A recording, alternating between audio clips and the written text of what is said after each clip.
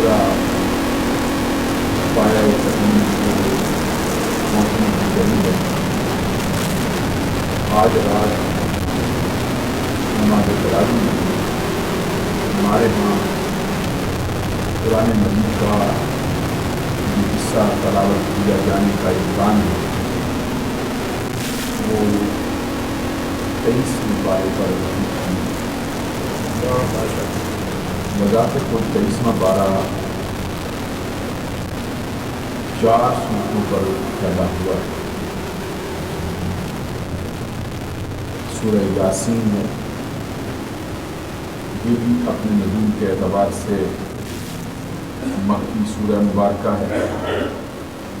سورہ صافات ہے، یہ بھی اپنے نزول کے اعتبار سے مکی سورہ مبارکہ ہے۔ سورہ صاد ہے، یہ بھی اپنے نزول کے اعتبار سے مکی سورہ مبارکہ ہے، اور اس کے بعد پھر سورہ زمر ہے۔ یہ 4 صورتیں ہیں جن سے آج نماز تراویح میں قرآن مجید کا حصہ پڑھا جا رہا ہے۔ سورہ یاسین کا جو پہلا حصہ 21 آیات پر مشتمل تھا وہ 22ویں پارے کے آخر میں ہے۔ آج سورہ یاسین کی 62 آیات کی تلاوت کی جائے گی، جو قریب 4 رکوعوں پر مشتمل ہے۔ سورہ یاسین کے مضامین سے اہل اسلام کا بچہ آگاہ ہے۔ 83 آیات پر مشتمل ہے، 5 رکوع اس میں ہیں، اور بڑے خوبصورت تذکروں کے ساتھ بری پڑی۔ جس طرح کہ میں نے رات کو بھی عرض کیا تھا، اس کی 1 مرتبہ تلاوت کا ثواب 10 قرآن پڑھنے کے ثواب کے برابر ہے، اور اس کو نبی اکرم صلی اللہ علیہ وسلم نے قرآن مجید کا دل فرمایا۔ اور یہ ایسی سورہ مبارکہ ہے جو حضور نبی اکرم صلی اللہ علیہ وسلم جنت میں خود تلاوت فرمائیں۔ اس کے بعد پھر سورہ صافات ہے، یہ سورہ مبارکہ 5 رکوعوں پر مشتمل ہے۔ اس کے اندر 182 آیات ہیں۔ بڑے تذکرے انبیاء کرام کے اس کے اندر آئے ہیں۔ پہلے رکوعوں کے اندر جو نیکوکار افراد ہیں ان کا تذکرہ کیا گیا ہے، اور اہل جنت کا تذکرہ ہے، جنت میں ہونے والے انعام و کرام کا تذکرہ ہے۔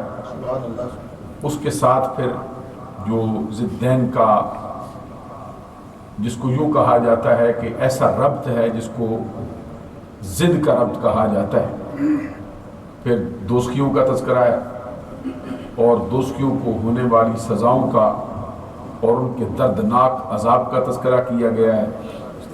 پھر متصل بعد اگلے رکوع میں حضرت نوح علیہ السلام کا تذکرہ ہے، جو حضرت آدم علیہ السلام کی نسل میں سے ایسی ہستی ہیں جن کو آدم ثانی کہا جاتا ہے۔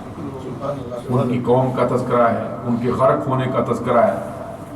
پھر حضرت نوح علیہ السلام کے لیے وہ مشہور الفاظ سلام علی نوح فی العالمین، عالمین میں حضرت نوح علیہ السلام پر سلام، انا کذالک نجزی المحسنین، بے شک ہم اسی طرح احسان کرنے والوں کو جزا دیتے ہیں، انہم من عبادنا المؤمنین۔ یہ حضرت نوح علیہ السلام کے تذکرے کے اندر یہ بات شامل کی گئی ہے۔ اس کے متصل ساتھ حضرت ابراہیم علیہ السلام کا تذکرہ ہے۔ حضرت ابراہیم علیہ السلام کا بتوں کو برا بلا کہنا، اس کا ذکر ہے۔ پھر آسمان کے ستاروں سے تعبیر لینا، اس کا ذکر ہے۔ فَقَالُوا ابْنُوا لَهُ بُنْيَانًا فَأَلْقُوهُ فِي الْجَحِيمِ۔ پھر جو ان کی قوم لاجواب ہونے پر حضرت ابراہیم علیہ السلام کو آگ میں جلانے کا ارادہ کرتی تھی، تعمیر چننے کا کہا، آگ جلا کر اس کے اندر ڈال کے راکھ کرنے کا ارادہ کیا، اس کا تذکرہ ہے۔ اور پھر حضرت ابراہیم علیہ السلام کا وہاں سے آگ کے اندر صحیح سلامت رہنے کا تذکرہ ہے۔ پھر فرمایا حضرت ابراہیم علیہ السلام نے کہا انی ذاہب الی ربی سیہدین رب حب لی من الصالحین۔ سبحان اللہ۔ پھر وہاں سے چلے کہ ان قریب اللہ تبارک و تعالیٰ میرے لیے جو ہے وہ راستے آسان فرمائے گا، میری تبلیغ مجھ پر آسان ہوگی۔ اور پھر اپنے لیے اللہ تبارک و تعالیٰ کی بارگاہ میں نیکوکار بیٹے کی دعا مانگی۔ اللہ تبارک و تعالیٰ کا یہ فرمان فبشرناہ بغلام حلیم، اس کی دعا کو شرف قبولیت بخشتے ہوئے ہم نے ان کو خوشخبری سنائی تحمل والے بیٹے کی، بردبار بچے کی۔ اور یہ حضرت اسماعیل ذبیح اللہ علیہ السلام کا تذکرہ ہے۔ پھر یہ فرمایا فلما بلغ معه السعی قال یا بنی انی ارى فی المنام انی اذبحک فانظر ماذا ترى قال یا ابت افعل ما تؤمر ستجدنی ان شاء اللہ من الصابرین فلما اسلم وتلہ للجبین ونادیناہ ان یا ابراہیم قد صدقت الرؤیا انا كذلك نجزي المحسنين ان هذا لهو البلاء المبين وفديناه بذبح عظيم وتركنا عليه في الآخرين سلام على ابراہیم۔ یہ حضرت ابراہیم علیہ السلام کا متصل اس کے ساتھ تذکرہ بڑی تفصیل کے ساتھ آیا ہے کہ حضرت اسماعیل ذبیح اللہ ان کو عطا کیے گئے۔ پھر جب وہ ان کے ساتھ کام کاج کے قابل ہوئے، چلنے پھرنے کے قابل ہوئے، تو حضرت ابراہیم علیہ السلام نے اپنے پیارے لخت جگر سے کہا کہ میرے بیٹے میں نے خواب دیکھا ہے کہ تجھ کو ذبح کرتا ہوں، اب بول تیرا کیا ارادہ ہے؟ اس کے جواب میں حضرت اسماعیل ذبیح اللہ نے عرض کیا یا ابت افعل ما تؤمر ستجدنی ان شاء اللہ من الصابرین۔ اے میرے والد محترم، آپ کو جو حکم ملا ہے وہ کر گزریے، آپ کو جو حکم اللہ کی طرف سے دیا گیا ہے وہ کر گزریے، مجھے ذبح کیجیے، ستجدنی ان شاء اللہ من الصابرین۔ اگر اللہ تبارک و تعالیٰ نے چاہا تو آپ مجھے صبر کرنے والا ہی پائیں۔ پھر قرآن کہتے ہیں فلما اسلم وتلہ للجبین، اس وقت کا حال پھر کیا ہے کہ جب فلما اسلم وتلہ للجبین، دونوں نے گردن جھکا ڈالی، باپ ذبح کرنے کے لیے تیار ہوا، بیٹا ذبح ہونے کے لیے تیار ہوا، وتلہ للجبین، اور باپ نے اپنے بیٹے کو پہلو کے بل لٹا دیا، اور پھر کیا کیا ہے، چھری ان کے گلے پہ رکھ دیے۔ اللہ تبارک و تعالیٰ فرماتا ہے وَنَادَيْنَاهُ أَن يَا إِبْرَاهِيمُ، ہم نے ندا دی ہے ابراہیم قضا کی چھری روک، قد صدقت الرؤیا انا كذلك نجزي المحسنین، بے شک تو نے اپنا خواب سچا کر دکھایا۔ اللہ تبارک و تعالیٰ فرماتا ہے ان هذا لهو البلاء المبین، یہ ان کے لیے بہت بڑی آزمائش تھی، بہت بڑی جانچ تھی اور بہت بڑی پرکھ تھی۔ ہم نے ان پر کیا مہربانی کی، وفدیناہ بذبح عظیم، ہم نے ذبح عظیم فدیے میں دے کر حضرت اسماعیل کو بچا لیا، اور پھر ان کی یادگار کو بعد میں آنے والے لوگوں کے اندر قائم رکھا ہے۔ حضرت ابراہیم علیہ السلام کے لیے پھر یہ جملہ فرمایا سلام علی ابراہیم، جس طرح حضرت نوح علیہ السلام کے لیے فرمایا سلام علی نوح فی العالمین، عالمین میں حضرت نوح علیہ السلام پر سلام ہو، اسی طرح فرمایا حضرت ابراہیم علیہ السلام پر سلام۔ معلوم ہوا کہ اللہ تبارک و تعالیٰ نے سلام اپنے نبیوں کے لیے خاص کر دیا، سبحان اللہ فرمائے۔ آگے پھر تھوڑا سا آگے جا کے فرمایا سلام علی موسیٰ و ہارون، حضرت ہارون علیہ السلام کا تذکرہ آیا ہے، حضرت موسیٰ علیہ السلام کا تذکرہ دونوں بھائیوں کا آیا، تو اللہ تبارک و تعالیٰ فرماتا ہے حضرت موسیٰ کو اور حضرت ہارون علیہ السلام دونوں بھائیوں کو سلام، اور تھوڑا آگے جا کے فرمایا سلام علی الیاسین، حضرت الیاس علیہ السلام پر سلام۔ کتنے نبیوں کا تذکرہ کر کے ساتھ فرمایا، اور پھر جزا کے طور پہ کہیں فرمایا انا کذالک نجزی المحسنین، کہیں فرمایا وکذالک نجزی المحسنین، اسی طرح ہم احسان کرنے والوں کو جزا دیا کریں۔ حضرت نوح علیہ السلام پر سلام فرمایا، حضرت ابراہیم علیہ السلام پر سلام فرمایا، حضرت موسیٰ علیہ السلام پر سلام فرمایا، حضرت ہارون علیہ السلام پر سلام فرمایا، حضرت الیاس علیہ السلام پر سلام فرمایا، اور پھر آخر میں فرمایا سبحان ربک رب العزت عما یصفون وسلام علی المرسلین والحمدللہ رب العالمین۔ جو یہ اللہ تبارک و تعالیٰ کے نبیوں کے مقابلے میں آنے والے لوگ اللہ تبارک و تعالیٰ کے بارے میں باتیں گھڑ رہے ہیں کہ اللہ نے فرشتوں کو اپنی بیٹیاں بنایا ہے، یہ کیا ہے، یہ کیا ہے، اللہ تبارک و تعالیٰ فرماتا ہے جو یہ بیان کرتے ہیں آپ کا رب ان چیزوں سے پاک ہے۔ سبحان ربک رب العزت، وہ رب العزت ہے، اما یصفون، جو یہ بیان کرتے ہیں اس سے رب آپ کا پاک. ساتھ ہی فرمایا وسلام علی المرسلین، پیغمبروں پر سلام، یعنی تمام پیغمبروں پر سلام. ذرا بات بڑی توجہ طلب ہے. جب اللہ تبارک و تعالی حضرت نوح کو بھی سلام عطا فرمائے، حضرت ابراہیم علیہ السلام کو بھی سلام عطا فرمائے، حضرت موسیٰ اور ہارون کو بھی سلام عطا فرمائے، حضرت الیاس علیہ السلام کو بھی سلام عطا فرمائے، سارے رسولوں سارے پیغمبروں پر سلام فرمائے، تو پھر محمد عربی پر کیوں سلام؟ فرق یہ ہے کہ ان کو تو پھر ادھر سلام بھیجا ہے، اور اپنے پیارے محبوب صلی اللہ علیہ وسلم کو معراج کی رات اپنی بارگاہ میں بلا کر وہاں پر سلام فرمایا.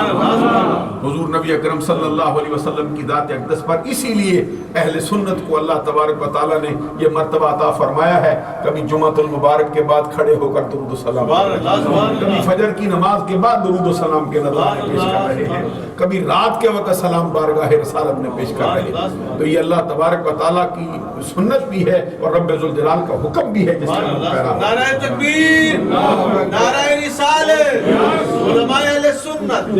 اور اس کے بعد پھر حضرت یہ سورہ صاد، یہ بھی ایک بڑی معرکۃ الآراء سورہ مبارکہ ہے، جو اپنے نزول کے اعتبار سے مکی صورتوں میں سے بڑی عظیم الشان اور بڑی دل ہلا دینے والی سورہ مبارکہ ہے. 5 رکنوں پر مشتمل ہے.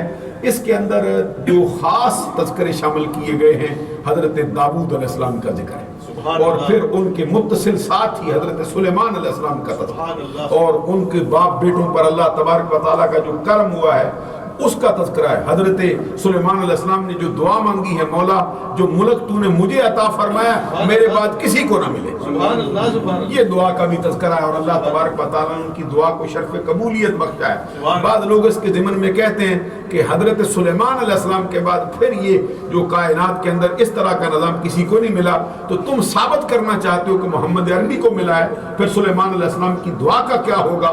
اس کے بارے میں ہم یہ عرض کرتے ہیں کہ حضرت سلیمان کو بعد میں ملا ہے، ہمارے آقا ساری کائنات کا اختیار پہلے دے دیا، ساری کائنات کا اختیار پہلے دیا گیا ہے. بلکہ یہ حال ہے کہ حضرت سلیمان علیہ السلام کو نبوت بھی محمد عربی کے صدقے سے ملی ہے، اور ملک بھی محمد عربی کے صدقے سے ملا ہے. نعرہ تکبیر، نعرہ رسالت، علماء اہل سنت. سبحان اللہ. حضرت داؤد اور سلیمان علیہ السلام کے تذکرے کے متصل ساتھ ہی پھر حضرت ایوب علیہ السلام کا ذکر ہے. ایک مرتبہ پھر اس کو شامل کیا گیا ہے، اور حضرت ایوب علیہ السلام کو جو بیماری آئی اس کا تذکرہ ہے. پھر اللہ تبارک و تعالیٰ نے ان سے جو فرمایا کہ اپنی ایڑی جو ہے اس کو زمین پہ مارو، چشمے جاری ہو جائیں گے، اور بارد و شراب جو ٹھنڈا ہوگا اور پینے والا چشمہ جاری ہوگا. اللہ تبارک و تعالیٰ نے پھر ان سے جو انہوں نے اپنی زوجہ محترمہ کے بارے میں ایک قسم اٹھا ڈالی تھی کہ اگر میں شفا یاب ہو گیا تو اپنی زوجہ محترمہ کو 100 کوڑوں کی سزا دوں گا یا 100 درے ماروں گا. تو اللہ تبارک اب وہ شفا یاب ہو گئے، ان کا قصور بھی نہیں تھا. تو اللہ تبارک و تعالیٰ فرماتا ہے اے ایوب خذ بیدک دغسا فاضرب بہ ولا تحنث. سبحان اللہ فرمائیے. اللہ تبارک و تعالیٰ نے پھر حضرت ایوب علیہ السلام کو ہیلا فرمایا کہ یوں کرو، کیا کرو، 100 تنکوں کی جھاڑو لے لو، جھاڑو جس کے 100 تنکے ہوں تو اپنی زوجہ کو مارو، اور قسم توڑنے والا نہ بن. کیا کرم کر دیا رب ذوالجلال. اس کا تذکرہ آیا ہے. پھر ساتھ ہی حضرت ابراہیم علیہ السلام کا تذکرہ ہے، حضرت اسحاق علیہ السلام کا تذکرہ ہے. پھر ساتھ ہی حضرت اسماعیل علیہ السلام کا تذکرہ ہے، حضرت الیسع کا تذکرہ ہے، حضرت ذوالکفل کا تذکرہ کیا گیا ہے. یہ بڑی اہم ترین سورہ مبارکہ کے یہ رکوع ہیں جو سورہ صاد کے اندر شامل کیے گئے. اس کے بعد آخر میں پھر جو ہے وہ سورہ زمر ہے. سورہ زمر کے جو 30 آیات ہیں آج پڑھی جانے کا امکان ہے، جو 23ویں پارے کے آخر تک ہیں، اور یہاں پر آ کے 3 رکوع اس کے مکمل ہو جاتے ہیں. اس طرح یہ سورہ یاسین سے وما لی لا اعبد الذی فطرنی والیہ ترجعون سے لے کر آخر 23ویں پارے تک آج منزل جو ہے وہ ہمارے ہاں پڑھی جائے گی، جس کے اندر 4 صورتیں ہیں. پہلے سورہ یاسین ہے، پھر اس کے بعد سورہ صافات ہے، پھر اس کے بعد سورہ صاد ہے، پھر اس کے بعد سورہ زمر ہے. اللہ تبارک و تعالیٰ عمل کی توفیق عطا فرمائے. جناب الحاج محمد حنیف